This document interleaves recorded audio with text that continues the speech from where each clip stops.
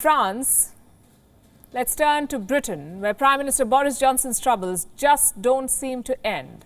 After a rebellion from his own MPs, he has now suffered a stunning bypoll defeat.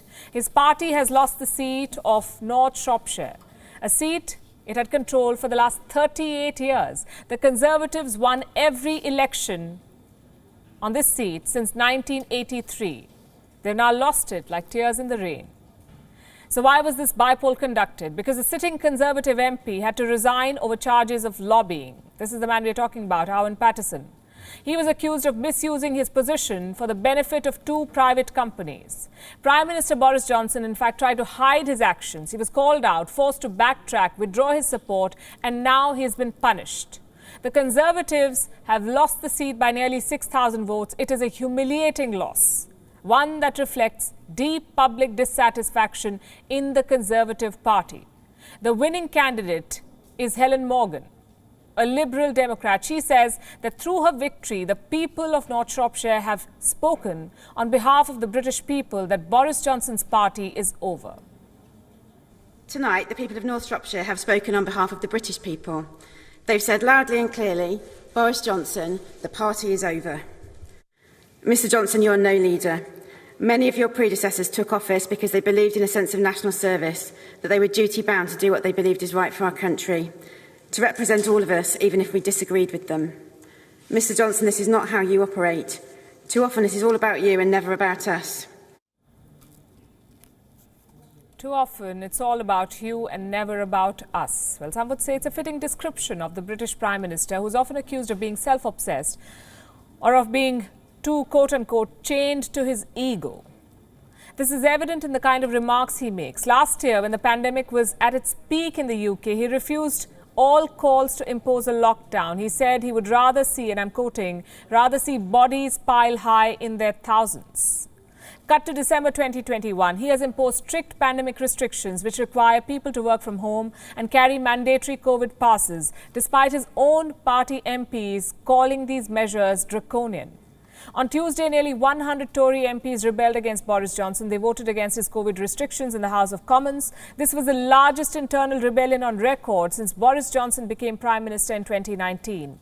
And yet he managed to get those measures passed. How did he do that? With the support of opposition MPs. Let me put that straight back in its box. The Labour Party showed the leadership yesterday that the Prime Minister lacked. Mr Speaker, if it wasn't for Labour votes, his government wouldn't have been able to introduce vital health measures. Now, the word is that this rebellion by his own MPs was not so much against the COVID restrictions as it was against Boris Johnson's leadership. That's what it was about. Reports suggest that the odds are shortening for a no-confidence vote. As it is, the Conservative Party has a reputation of being ruthless when it comes to disposing of leaders that have fallen from grace. There's a long list. In 1990, Margaret Thatcher was dispatched when her flagship policy of poll tax turned into a political disaster. In 2016, David Cameron was forced to resign after losing the Brexit vote. In 2019, Theresa May was forced to resign after two consecutive defeats in Commons over Brexit. Will Boris Johnson be the next in line? Well, we can't say for sure, but the possibilities are growing. Reports in the British media say that Theresa May's allies are, quote-unquote, plotting revenge on Boris Johnson, that they're planning to submit letters of no confidence.